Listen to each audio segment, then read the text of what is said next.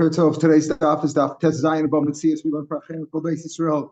We're at the two dots about 12 lines down on the page.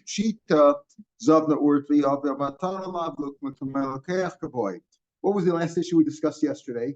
If after a person who misappropriated a field, he stole the field, he sold it to a lokeach, to a purchaser.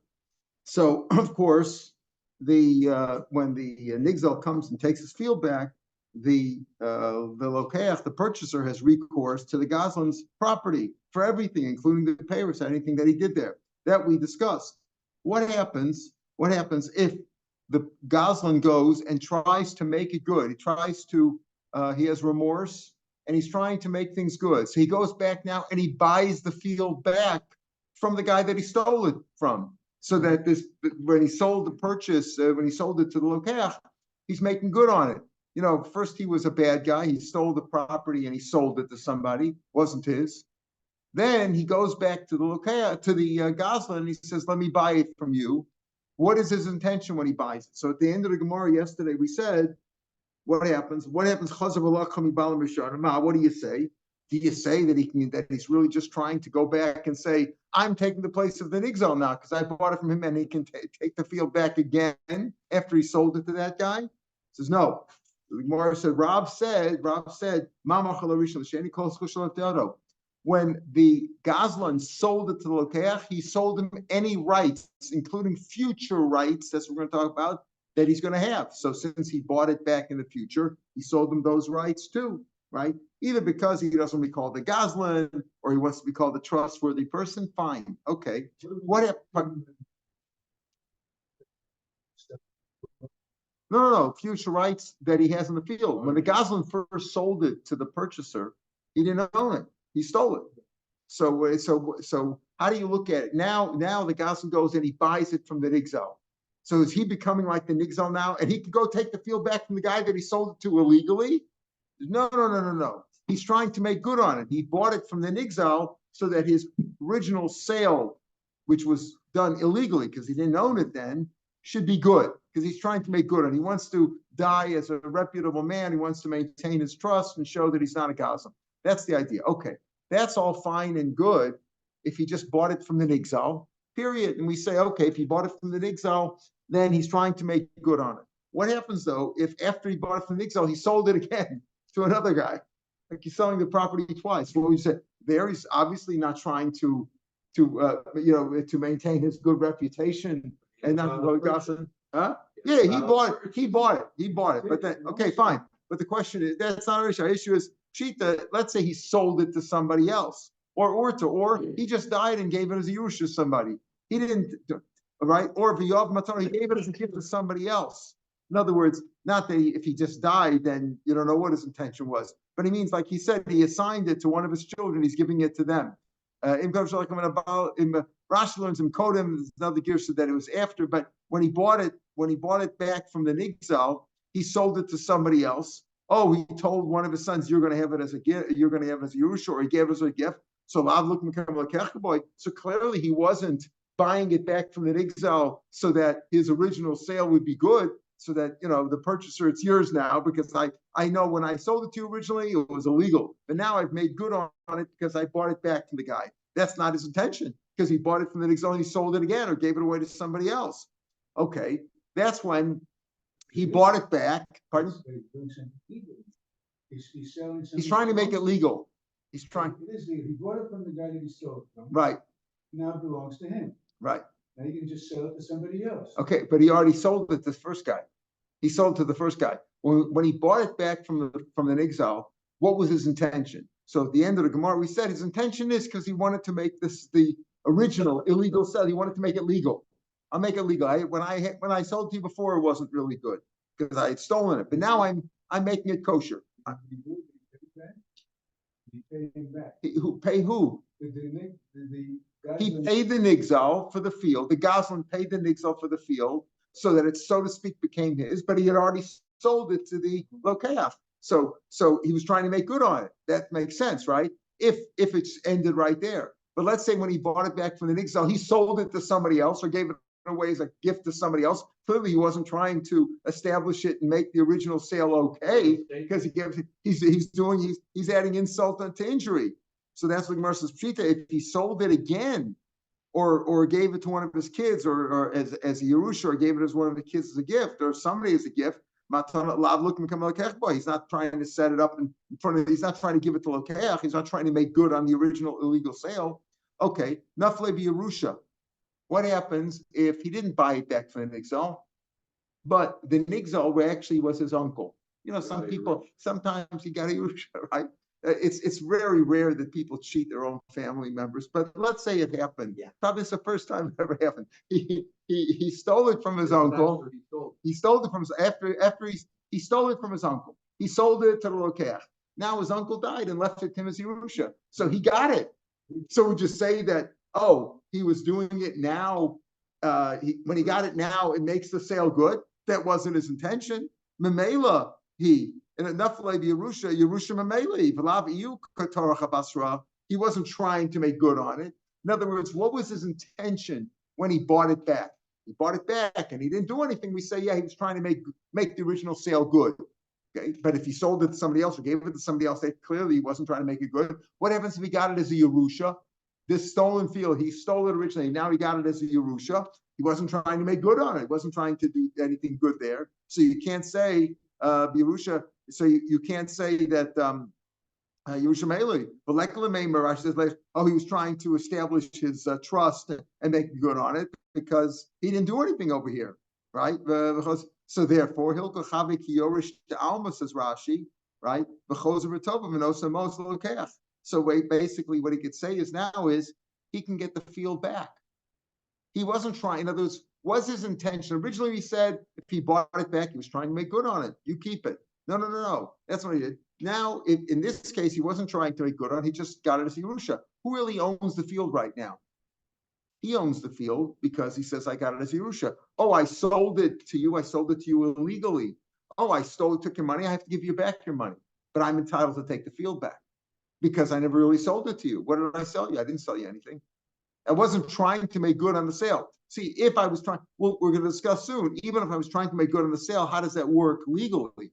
Because legally, when I sold it to you, I didn't own it, right? So we're going to come to that. We'll come to that.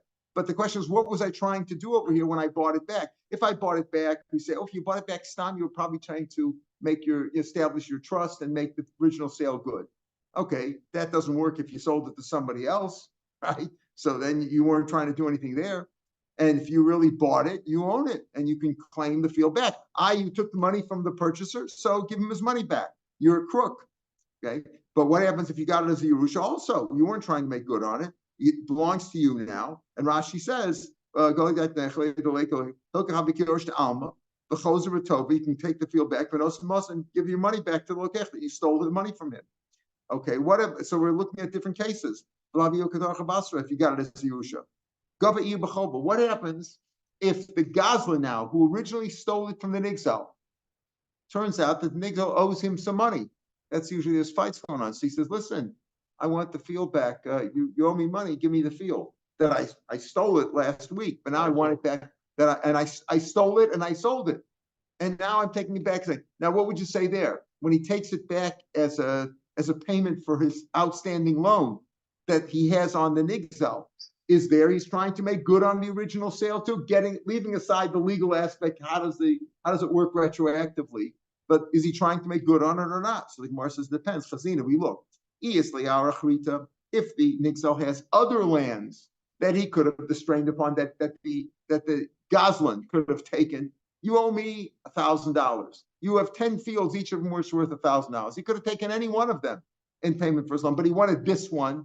That means he's trying to make good on the original bad sale. I want this one. So look, he's trying to make sure that the purchaser who bought it from him illegally can keep it, because he says, give me that field back. You owe me a field, give me that field. If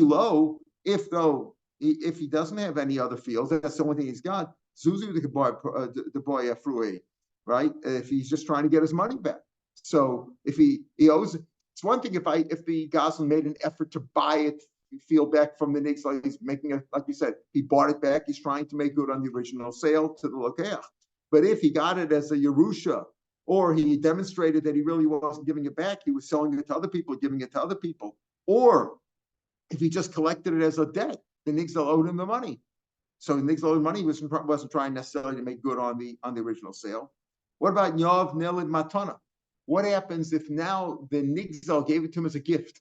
After he stole it, the nigzal gave it to him as a gift for whatever reason. What do you say there? So it's like Yerusha, the Mamela. He just can't. He didn't make any effort to get it back. If you make an effort to get it back, it's because you wanted to make the original sale that you made to the lokeach. You wanted to make that good. You wanted to fix it, right? You wanted to repair the sale. If you made an effort, but over here you could say a gift is like Yerusha. He got to him. It happened by itself. It was passive. He didn't make any effort. Charamer, no. One of them, Ravach and Ravina, one says Matanas Kamecher. No, it's as if he bought it back. Why? If he wouldn't have done favors for him, lav yov matana. Why do people give gifts to one another? You give me a gift because I've made efforts for you. Therefore, I was nice to you. So you should give it back to me, and I could establish my trust. Okay, so all these are different variations. Again, some legal aspects we still have to address, but these are different scenarios in which you say when the Goslin went and got the field back from the nigzal, did he mean to make good on the original sale, or was he just trying to get it for himself? And getting it for himself means he really owns it now. And if he owns it, he can claim, says, I have the deed, I bought it. Oh, I sold it to you illegally, I'm a Goslin. Okay, here's your money back, but I can keep the field. How long do you say? What period do you have to say, well, when he bought it back, he was trying to establish trust and he meant to make good, trying to make the original sale good? So different views. Until what? Until he is subpoenaed, until he's summoned to court. Once he's summoned to court already anymore, then you don't say he was just trying to make good. It wasn't his good intention. It's because he had to do it because he was going to be found guilty in court of stealing and selling this field. Until the court has when a drachta means that the court has given you a decision, like a decree that says, you know what, you owe this guy money, and we don't know, you have assets. So they give the person who is owed the money, the creditor, they give him a decree which authorizes him to go look for that guy's fields. Today you look it up on the internet or something. In those days, they didn't have the internet. Go find whatever assets he has. That's an adrachta. So he says, Chia Barav says, until when is it considered that he made an effort because he wants to make the original sale good? This ganav. So he says, even after the summon, he was summoned to court, until the court issues a decree authorizing him to go look for the property. But a decision has been right. A decision's been made. A decision's been made. Rashi calls it a psak din. You're right. A psak din has been made, authorizing the one who's owed the money. Right. Authorizing his money to go find his property, go find his assets. Right. Okay. That's a drachta. We're going to talk about a variation of that also. After they found the property, first there's a decree authorizing you to go search for his property. Then you say, okay, we've identified these in this property. What do you do now? You sell the property in order to pay off the debt because he stole it, whatever it was. So until the days of the calling out, meaning the auction, right? Till they start auctioning it off. Until that time, you still have time to make good on it. Let's go back to the basic idea. You say that that when you bought the field back, you were trying to make good on the original sale. The original sale was illegal. You stole the field, you sold it to somebody, it's no good, right? Now, when you bought the field back from the nigzal, you're trying to make good on it. How does that work legally? When you sold it, you didn't own anything, right? When you sold it, you were a crook. You didn't own anything. Pardon? Okay, so can you do that? Rami Bar Chama, Michdi, I look at my country. How did he acquire it? The Hayara, how did he get it? The high star with the star. Hashtar chas mi'alma, it's simply a shard. It's a fake. It doesn't mean anything. The star doesn't mean. If I sell you something that I don't own, it's worthless. Amalei Rava, Teiba Mino. You're right. He really didn't own it at that point, but the man trusted him. The buyer trusted him. With that pleasure, with the pleasure that the Gazlan received from the Lokeach for trusting him. The Lokamalei Miyad, he didn't say anything because Samachalei says, listen, I trust you. I'm buying a field from you, whether you own it, you don't own it. I know you'll take care of me because Samachalei relied on him. He went and Maisilei, Gomer Umaknilei. In other words, he gives it to him now, so to speak. He gives it to him now with that pleasure that he received because the guy trusted him. I know you trust me. I don't want any proof. I'm just buying it from you. I know you don't have any proof that you own it, right? Because you stole it, right? I don't know if you stole it, you didn't steal it, but I trust you. And with that pleasure that the Lokeach gave to the Gazlan, he goes and gets it. That's how he is makneh to the Lokeach right now. So the question though is but when is he makneh to him? At the beginning, he doesn't have it. How does that still work physically? How can I sell you something that I don't have? Masav Rav Sheshes. Rav Sheshes has this kasha. Masha Erish, if a man says, listen, I'm selling you what I'm going to get from my father when he dies. Or Mashdam Sidosi, or what I'm going to catch some animals. I'm a hunter, and what I'm going to capture in the next few weeks or few months, I'm selling to you now. Do you have it now? No, it's a davar shelo b'olam. So we're going to know. We know a famous sheet. Rav Meir holds you can be mak davar shelo b'olam. We're going to see Rav holds that way too, but we don't hold that way. Pardon? A future. Yeah, you can't sell a future. I mean, and legally today you could sell, options and stuff like that. But technically, the halacha, the machlokas in the Gemara. Rav goes like Rav Meir. We'll see. Rav Meir holds you can mak davar shelo, and we hold that we don't. So this is davar shelo b'olam. Lo maklum. Then he says, Masha Irish menava hayom. But I'm going to get for my father today. We'll see in a few minutes that the Gemara is going to say, what's the difference if I sell today? So that's a special takon of the Chachamim, and in certain circumstances, they do allow that thing to take place. But if it's a general idea, what I'm going to inherit from my father when he dies, who knows? I'm selling you, that doesn't work. What I'm going to capture in the course of the next few months, the next year, that doesn't work. So how does that help to say, okay, I'm giving you what I'm going to get in the future when I buy the field back, you trust me, blah, blah, blah, he's giving you. So Davar shelo b'olam. So Rachama says that's a good kasha. That's a good kasha. Rachama Hagavra, we have this Rav Sheshes is a great man, but Yufti's got a good kasha. What are you going to say about that? That's a good kasha. How does this sale work? How does the Lokeach actually acquire it? Where's his kinyan? Amarava, Gavra Kachazina. Rava says, you know what? You're right. Rav Sheshes is a great man. Tifta Kachazina. What do you compare the two? I don't see a kasha over here. In the case where the Lokeach bought it, he says, I'm buying you the field, and I know that if the legal matters haven't taken care of, you'll find a way to make it kosher. I trust you to do that. That's what he's doing.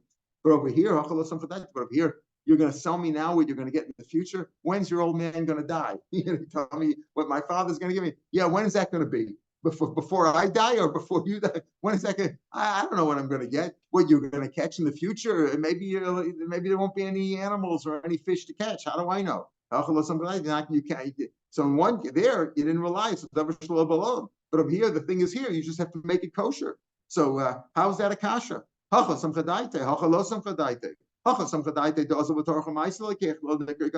know over here that you're basically a good person. So if you sold me something, and if it's not yours, because I haven't seen proof that it's yours, I know you'll make it good. You don't want to be called, you don't want to get a bad reputation. I know you'll make it good. But over here, but you're going to sell me something that's in the future, when your father's going to die, or fish you're going to catch, how are you going to do that?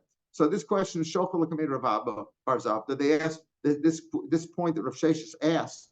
So davar shelo b'olam, how does it work?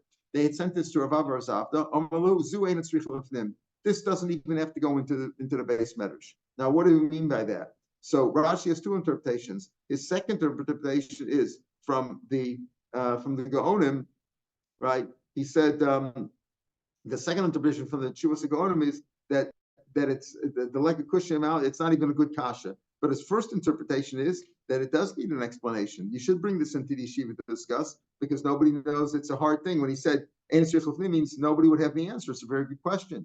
You said that the Lokeach gets it. How does he acquire it? Here we say it's a davar shelo b'olam. So it's a question: what did he mean by that? This shouldn't even go into the base medrash, either because it doesn't make any sense. The question is no question, or because it's too difficult. It's like minakotza lakotza. Amar Rav says no. This needs to be brought into the base medrash, and we will answer it. It's a good kasha, but we're going to analyze it, and we see there's a difference. In this case, where the Lokeach bought it from a Gazlan, he relied on him to make it good because he knows the guy doesn't want to have a bad reputation. But when I buy something from somebody and it's not here because he says when his father dies or something in the future, he doesn't rely that he's going to get it. There was a story of Pumpadisa in that town of Pumpadisa that they paskined like Rav. What did Rav say? That that when the Gazlan bought it back from the Nigzal, he's making good on the sale. He's making it good. And they asked him this kasha that Rav Sheshes says, what do you mean? How does that make the sale good? It's still davar shalom. Again, this doesn't have to come into the base medrash either because it's a simple answer or because we don't know the answer. Abai said it should be brought in, and he explained. There's two different cases. Okay, so therefore it's not a kasha on Rav. Rav says that he sold him his future rights. When he sold him, the question is, how did the Lokeach get it originally? When the Lokeach bought it from the Gazlan didn't own it. So how's it a good sale? The answer is that the Gazlan sold him his future rights. This we'll see, because Rav holds you can be maked davar shelo b'lolo. Not necessarily what we're asking, but that's what he said. I sold him my future rights. Meaning that was really what the discussion was. I sold my future rights, if that's what he was trying to do. If he was trying to do that. But we said it all depends on the circumstances. If he bought it back from the Nigzal and sold it again, or he got it from the Nigzal as a gift, or as a Yerusha, he didn't demonstrate any intention to make the sale good. So it's really complicated. We see retroactively that wasn't his intention at all, and he didn't really mean to sell it, and it's only according to Rav that way. But the Gemara now says, wait a minute, Rav Shesha said that if I tell you I'm selling you stuff that when my father dies, Lachameva Esrim, that's not a good sale, right? But if I tell you something that my father, if I sell you something from today, what was the second lashon? Mashiach me'aba hayom. That doesn't Mashiach me'aba hayom. When I gotta get to today, well, today means his father died today, right? So why does that work? So the Gemara says that's like at the Kamas Rachamim. Ma'aseh Reisha, Ma'aseh Sefer. Why do we say if they say what I'm going to catch today, what I'm going to catch in the next few months or next year, that's not a good sale. Davar shelo b'olam. But what I'm going to catch today, then it does work. Or when my father dies today, it's going to, what's the difference? His father just died. He needs the money for the tachrichim, for the funeral. Funerals could be expensive. He needs money. So over there, it's right. Normally you can't sell something. I can't sell something at davar shelo b'olam. But if his father's dead right now, what he's going to get from his father's dying. And he says, what I'm going to get from my father today when he dies, I'm selling you that. The rabbi said, okay, it's a good sale, so you can get the money and pay for the funeral. That was a special dispensation in that special case when his father was dying that day. Because he had to honor his father and pay for the funeral. Or Masha told him, Hayom, what I'm going to catch today. He's talking about today, meaning he has to make a living. He has no food. Rashi says, top Rashi, even though normally it's davar shelo b'olam, you can't be makned. But over here, davar shelo b'olam, it works because it's today. He needs the money. Davar mu'at. Kol chodesh or kol shana, that's not kedei chayav, and therefore it's a davar shelo b'olam. You can't be makned. So that's the difference between if he's a general idea what I'm going to yashim with my father eventually, or I'm going to yashim with my father today. Today is a special case because his father's dead and he needs the money to pay for the funeral. Amar Funa, Amar. Similar example by Suga, a woman seller Suga. Good point. All these questions are good because you remember it, and the Gemara is going to ask the same thing. You remember this from 7.5 years ago. Gemara's asking right now. Amar Funa, Amar. Good question. You don't even realize that you remember it. You don't realize that you remember it. Very good. Amar Funa, Amar. I was like this. The man says, the field that I'm going to buy today, whenever I'm going to buy, when I buy, you get it right now. In other words, I'm selling you something, a future that I don't have right now. When I sell it to you, I can't go back on it, right? Because if I wrote it in the shtar, let's assume I wrote a shtar to talk about if you can go back on it if it hasn't happened yet. But he says, as soon as I buy it, I can't go over there. I might be able to go back on it before I get it. But he says, when I buy this field, it's yours from right now. It's yours. And I can't go back on the deal. Obviously, he doesn't own it yet, but he says, he can't go back on it. Okay, that works. Wait a minute. Rav's talking probably where he said, I'm going to buy a field, not a particular field. He says, when I buy this field, they're both Davar Shalom. I don't own either one. No. The fields are all here. But the question is, both cases, it's Davar Shalom. I don't have it yet. When I have it, or like you're going to say, when I marry her, or when this happens, it didn't happen yet. It's Davar Shalom. But he says, so Rav says it's probably only when, probably Rav said that only when he said, when I buy a field, it'll be yours. But if I say when I buy this field, how do you know this field will be available? How do you know he'll want to sell it to me? Right? Abo, the son of Sulo, me, who said he's going to, that they'll sell it to me? Oh, him, Amar Rav says, no. Rav say answered him. Rafuna said the name of Rav, and Rav retorted to him. Probably Rav only said that when it's a field. So he can buy a field. A field he'll eventually be able to buy. There's always buyers and sellers. But if in this particular field, no. So he says no. Elohim, he answered him, Amar Rav afilu b'sarazu. Even if he told him this field. Why? Because Mechti Rav when Rav said you can buy something which isn't here right now, Davar Shalom, who is he going like? Rav Meir goes like Rav Meir from Shita to Amar. He says you can sell something, you can give away, you can be makna, cause somebody else to acquire something which is not here to Tanya. Ha'omer leisha, Avram ha'omer leisha skachli lachash gayer. Will you marry me after I magayer? I'm not Jewish yet. Lachash gayer, or after you're magayer. Lachash shachar, after you're a slave. After, or I'm a slave. After I become free. Lachash shachar, after you become free. Lachash masbalach, after your husband dies. When your husband dies, I'm married to you as soon as he's over. I'm first in line. After you get chalitza from your brother-in-law. In other words, you can't marry her now because she still has a zika to the brother-in-law after her husband died with no children. But after you get chalitza, I'm marrying you. After I'm already married to you. I'm married to your sister. You can't marry two sisters in the same lifetime. In other words, even if you divorce your wife, you can't marry her sister if she's still alive. You have to kill her, then you can marry your sister, right? So after your sister dies, I'll marry you. Doesn't work. It's Davar Shalom. Rameir Mekudeshes. Talking about this particular woman, right? I'm marrying you. Or after this woman dies, and he's talking about this thing. She's right. It's like this field. You don't know if it's ever going to happen. So therefore, Rameir says, and therefore Rav, who goes like Rameir says, even if he says after I buy this field, it's sold to you. I'm selling this field after I buy, and as soon as I buy it, it's automatically yours. I can't go back on it. You might be able to go back on it before you bought it because you're change yours. You didn't own it yet, but once you own it, it automatically goes to the other guy. That's what Rav said, and this is probably what's more was brought down over here because of the issue we had before. According to Rav, that would work. Maybe this whole thing that we said, this whole rigmarole about the Goslin sold it to the Lokeach. And now the Goslin goes and buys it back from the Nigzal. The Lokeach gets it. If it was probably his intention, because he didn't want to be a liar, didn't want to be a cheat, he says, I'll make it good. I know when I sold it to you, it wasn't really mine, but now I'm making good. But how does that work? Physically, legally, how does that work? When he sold it to him, it didn't work. Oh, he sold him his future rights. Oh, maybe that only goes like Rav, who goes like Rameir. Amr Shmuel. Before the husband dies, what status do they have this couple? Does she need a get? It's a deal. No.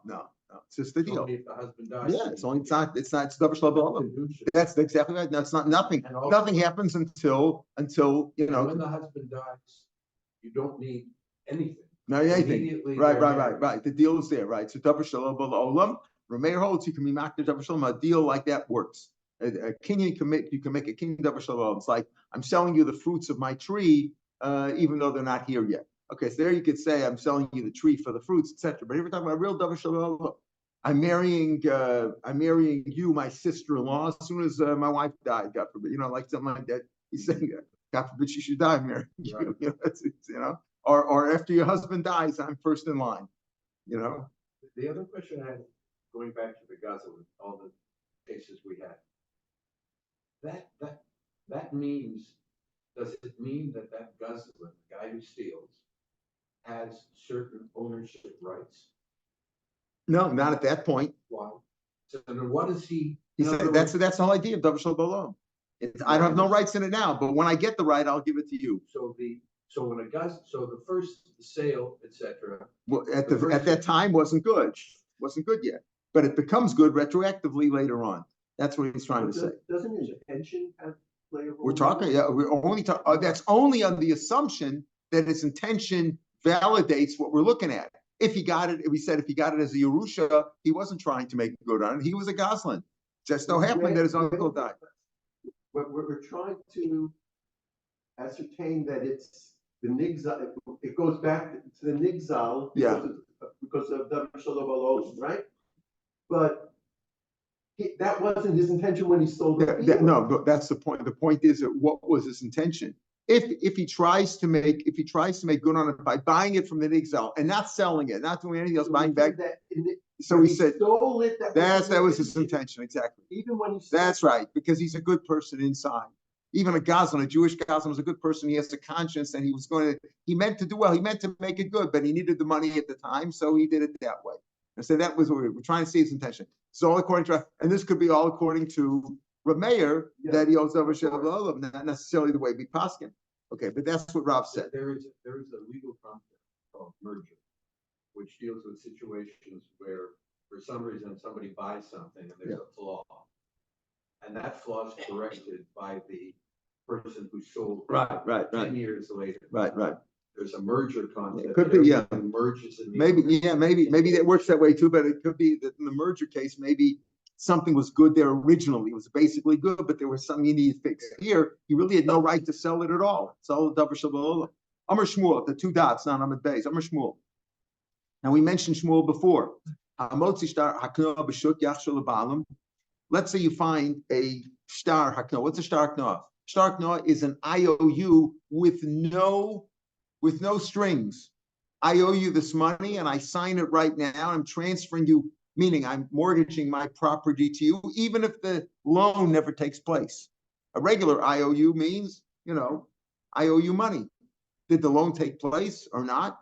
Well, were there aidum to it? Do we know if it took place? We have to check it out. In this case of the hakno, we said, I committed myself to the mortgage to you, even if the loan doesn't take place. I'm willing to obligate my property. So here Shmuel says, let's say you find this in the street, the shtar that the lova or the potential lova owes money to the malva, but you can give it back to the malva. You needn't be concerned. Well, maybe it was originally the loan was affected, and he paid it back. And the lova dropped the shtar in the street, and you're going to give it back to the malva, and the malva will collect a second time. Because you can give it back to the malva. Why? Because of if you're saying, well, wait a minute, a regular IOU, maybe they wrote the IOU, the form in advance, so that it'd be ready for the loan, and the loan never took place. You could have an IOU and it doesn't mean anything because it was just written out, but the loan never took place. Doesn't owe the money. So maybe that happened. You can't say that. Why? Because this is not a regular IOU. This is a hakna, where I transferred. I gave you the mortgage on my property, even if you don't lend me the money. So if you mishavet himself, then that's done. You give back the malva. What are you concerned? Maybe he paid it back though. Maybe the loan did take place and he paid it back. You're never concerned about paying back, says Shmuel.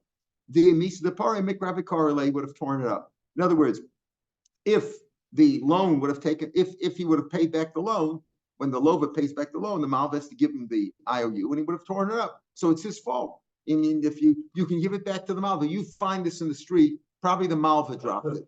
Because if the lova had no business dropping it, he should have torn it up.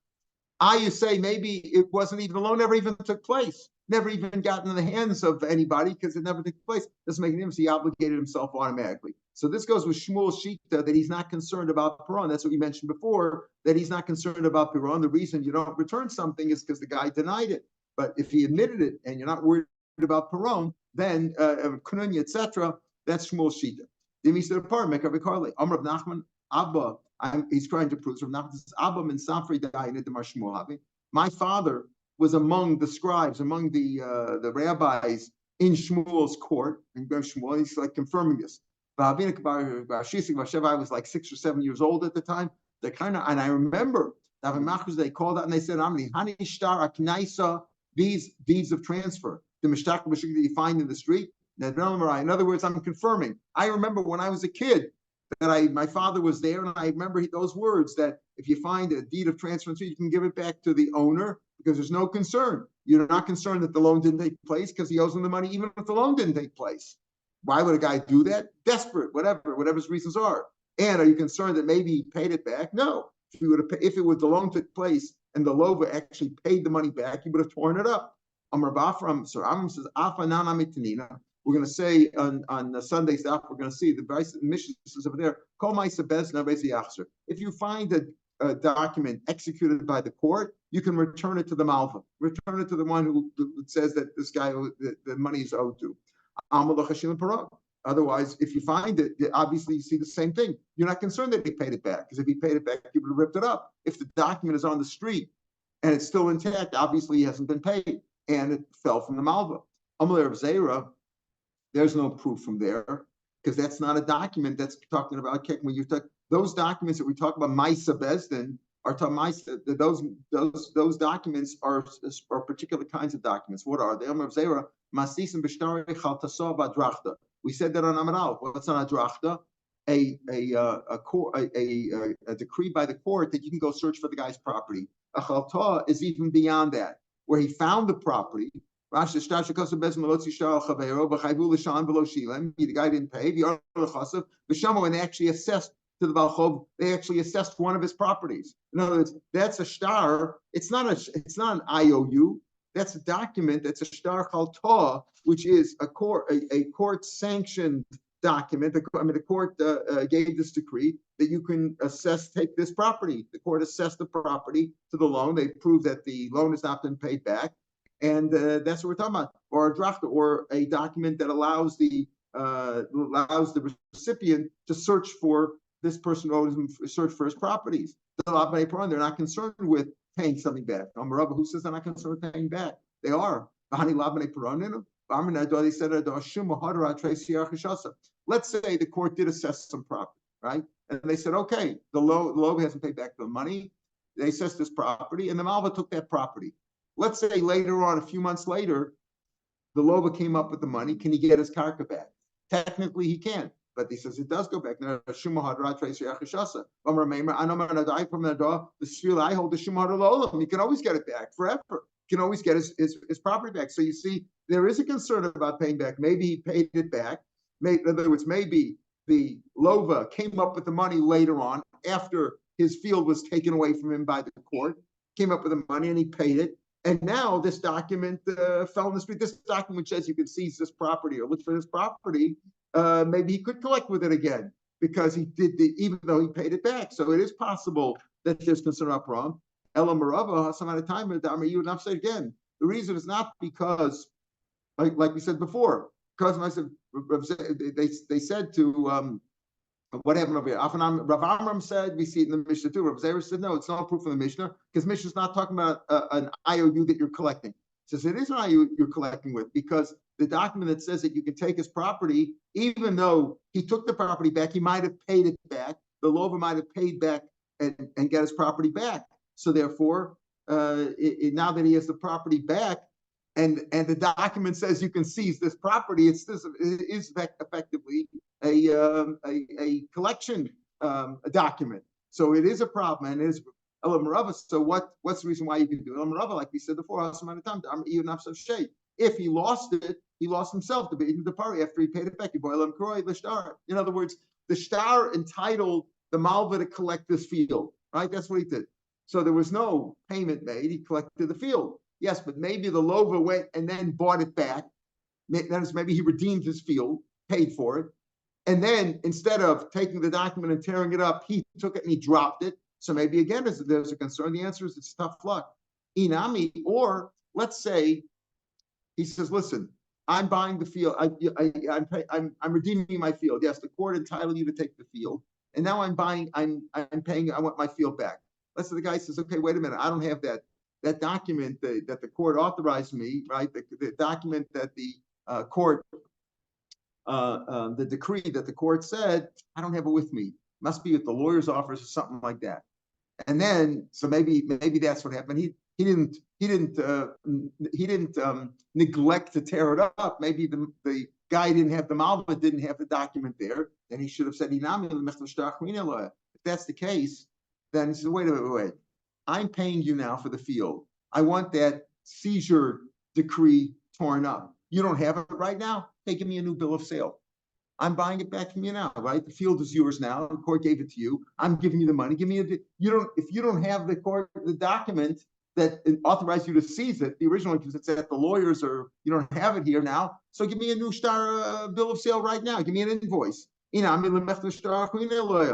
The Medina, the truth is the Medina Arlo boy Lemeter. The truth is that the Malva doesn't have to give the property back. What happened? The Lova didn't pay the Malva. The court went and said, okay, look for his property. He found the property. They said, okay, the court allowed him to seize that property. He took the property back. The Malva took the property. It deals, that's it, it's done. He got his property, the deal is done. But the rabbi said, you know what? It was the Lova's field. He didn't have money at the time. So we allow him to buy it back. Okay, but it's really a new sale. We don't allow him to, it's really a new sale. Why? Because technically, he doesn't have to give back the land. Because Ben Hashem, the Torah says, do the right thing. Who the rabbi said, let him go back. It's like a new sale right now. Because technically, the Malva doesn't have to give back the field. Said, you know what, Baal, it was the Lova's field. It was in his family. Let him buy it back. Okay, we let him buy it back. Let him buy it back. It's like a new sale. What are you going to say? How is this different than a regular shtarchov? By a regular shtarchov and an IOU, and the Lova is paying it back. So he said, also, why don't you say there too that he should have torn it up? If he paid it back, he should have torn it up. The story. Maybe the Malva pushed him off, saying, I don't have the IOU with me. I'll give it to you tomorrow. I don't have it right now. I'll give it to you tomorrow. Then what happened? The Malva dropped it, right, after it was paid back, and that might happen. Inami, Abshita, the Safras are relay. Sometimes, the Lova has to pay for the scribe to write it out. They didn't, they had to pay a scribe. The Lova didn't have any money, obviously, when he borrowed the money. So the Malva laid it out. Then the Malva says, okay, when you pay me for the scribe, I'll give you back the whole document. So he pushed him off. So in other words, that's why this is different than the case of repossessing your field. When you're repossessing your field, you could have said, listen, either give me the document of seizure that the court gave you, or give me a new bill of sale. In the case of a regular loan, you don't have it. Now Shmuel Enochanami says that in a regular, we're not worried about Purim. We're not concerned about Purim. That's what he normally says. Why? Because they should have ripped it up. These arguments are against that. There's a reason why he would have done that. So there you can argue. You could say maybe some excuse for it, etc., etc. So Shmuel says, though, no, we're still not concerned about Purim. And in the case of, but still, when you find a document in the street, it depends on the situation. Shmuel said before, if the low is motive that he owes the money, and you're not worried about Purim and Knunya, so you talk to give it back to the Malva. If the Lova says the Lova says that I paid it back already, you don't give it back to the Malva, right? You're not concerned about Purim normally, but if he denies, he says, listen, I paid him back. However, in the case of Hakna, then we say, listen, the loan definitely took place. It's possible in a regular IOU that the loan didn't take place. So, but Shmuel says, but if the loan definitely took place and you're not just concerned about payment, you're not worried about that. And that's what the Gemara says later. Now, you find the shachov, even though it was confirmed in the court has ratified it. You don't return it to the owner. Why? If there's certainly no confirmation that the court says, yes, we checked it out, the loan took place, and the Adam, etc., kosher, and all that. If there was no confirmation by the court, it's possible the loan never took place. It's just an IOU, so you wouldn't give it back. Even if it was written there, my neo the makuyim, that you've established that the court says it's ratified, the loan took place. So Rabbi Yochanan says you are worried about Purim. Rabbi Shmuel says you're not worried about Purim. But even according to Shmuel only said the case of a shtar hakna, where the loan definitely took place, or you didn't need the loan to take place because it was loan transfer. But so Rabbi Yochanan says though that even when you know that the loan took place, you're worried about Purim. Shmuel says though, if it's a regular IOU, we don't even know if the loan took place. we don't know if the loan took place. So if it's a regular IOU, you don't know if the loan took place, even though you're not worried about Peron. You're not worried that it was paid back, but you're worried maybe the loan never took place. But according to Shmuel, if you know that the loan took place and you're not worried about Peron, then maybe you will return it to the Malva. The Mishnah said, we just quoted says, you return it. You give it to the Malva no matter what. Hear me, my son. They're not all the same. It depends on the circumstances, right? Where I just said that you're worried about Peron. That's speaking of Kafran. That's speaking about a case where the loba was known to be a liar. So when the loan was known to be a liar, then we give it back to the Malva. In other words, Rabbi Yochanan said what? Rabbi Yochanan said that you don't give it back a chashin leperon, right? But here we see over here, you do give it back. He says that's speaking about a case where when